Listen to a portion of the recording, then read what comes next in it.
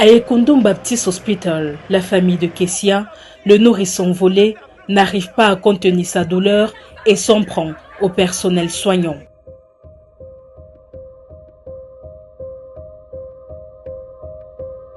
Excusez-moi, je vais partir de loin pour expliquer cette situation. Vous savez qu'en matière d'infection nosocomiale, c'est-à-dire les maladies que vous pouvez contacter à l'hôpital quand vous y arrivez, peut-être pour une consultation ou pour un diagnostic, et que voilà, votre diagnostic a été bien posé pour la maladie initiale que vous emmenez, mais il se trouve que vous développez une autre maladie qui n'a aucun rapport avec cette pathologie initiale qui vous a emmené. En cela, on va également dire que non seulement la présomption de culpabilité va peser sur l'hôpital, qui devra apporter les preuves qu'il a mis tous les moyens en jeu, effectivement, les moyens d'asepsie, les moyens de salubrité et d'hygiène, pour éviter que ce genre de situation n'arrive. C'est dans la même hypothèse que lorsque vous arrivez à l'hôpital avec votre enfant, ou alors vous arrivez, vous accouchez, et que votre enfant arrive à disparaître à l'hôpital, vous savez que le supplice de la preuve qui pesait sur le patient d'apporter la preuve que l'hôpital a commis une faute, ce supplice-là lui a été enlevé pour aller du côté, effectivement, de l'établissement de santé, qui doit, cette fois-ci, apporter la preuve qu'il a mis tous les moyens de sécurité, de vigilance, de surveillance, pour éviter que ce genre de situation n'arrive. Mais la présomption de culpabilité, la présomption d'imputabilité, elle pèse effectivement sur les deux cas, que ce soit en matière d'infection nosocomiale, que ce soit en matière de vol de bébé. Vous voyez que la présomption de culpabilité ici pèse sur l'hôpital. L'hôpital est ipso facto responsable et doit apporter effectivement la preuve d'une cause étrangère pour pouvoir se disculper ou pour pouvoir bénéficier des circonstances atténuantes du juge administratif au cas où cette histoire arriverait devant les tribunaux.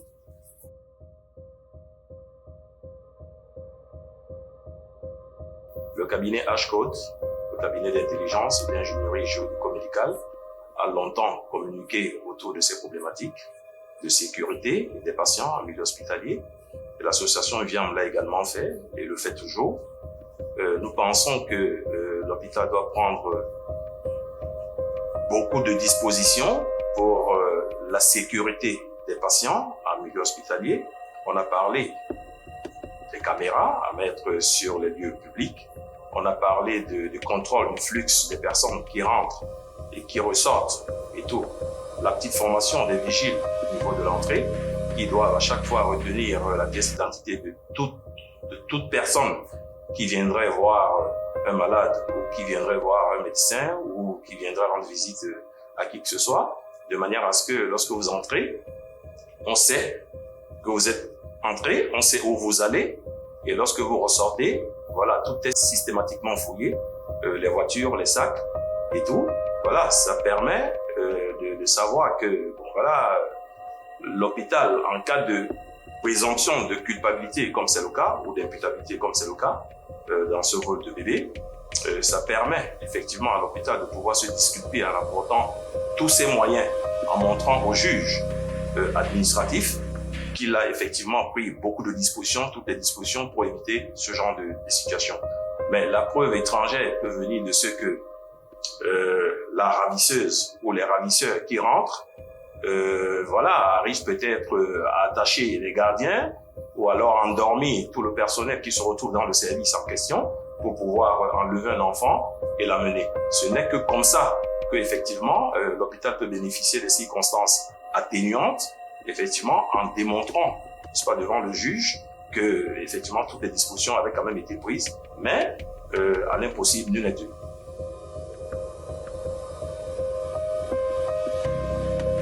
Et si on n'avait pas retrouvé cet enfant, je pense que j'ai répondu à cette question-là. Imaginez-vous, voilà, qu'est-ce que ça allait donner? Comment est-ce que l'hôpital pourrait se disculper d'une telle affaire? La présomption de culpabilité, la présomption d'imputabilité, voilà, repose pleinement. De toute façon, la charge de la preuve a basculé. Et on a enlevé ce supplice-là aux malades qui avaient l'obligation d'apporter la preuve que l'hôpital a fait une faute. Mais ici, avec le renversement de la charge de la preuve, il revient à l'hôpital, ici, n'est-ce pas, d'apporter une preuve d'une cause étrangère pour pouvoir se disculper ou tout au moins bénéficier des circonstances atténuantes. en démontrant qu'effectivement, il a pris toutes les dispositions pour la sécurité des patients à l'hôpital. Pareil que s'agissant des infections nosocomiales, c'est-à-dire les maladies contractées à l'hôpital.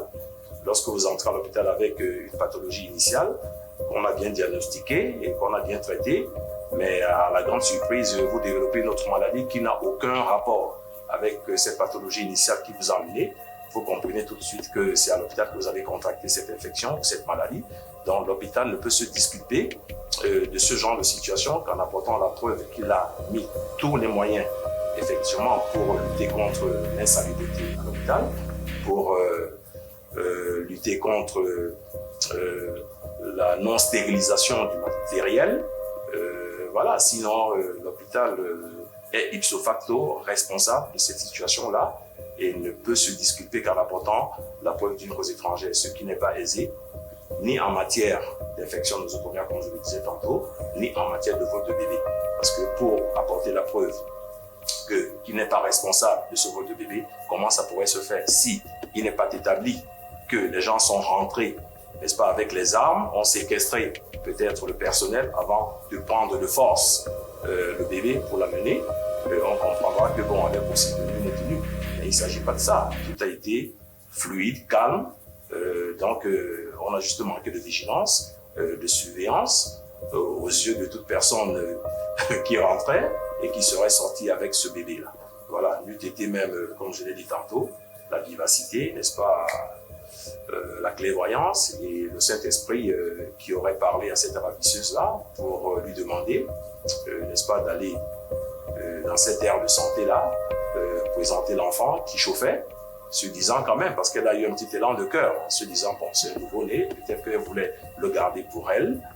Et tout de suite, là, face au balbutiement de cette ravisseuse-là, l'infirmière a vite percuté qu'il pouvait y avoir un rapport avec ce bébé dont on parle tant. Et voilà comment elle a alerté les autorités compétentes qui sont venues l'accueillir sur place.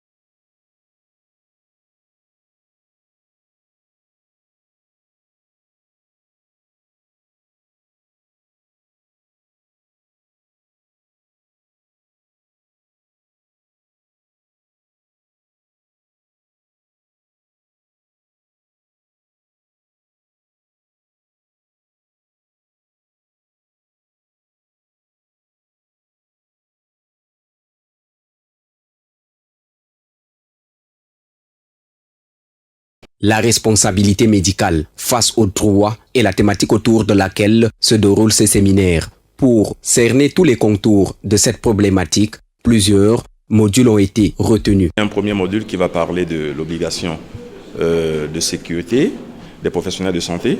Le deuxième module va parler du devoir d'information. Le troisième module va parler du risque pénal des professionnels de santé, en fait, la gestion de la responsabilité médicale en elle-même. Et le quatrième module va parler de l'aléa, de l'indemnisation de l'aléa thérapeutique.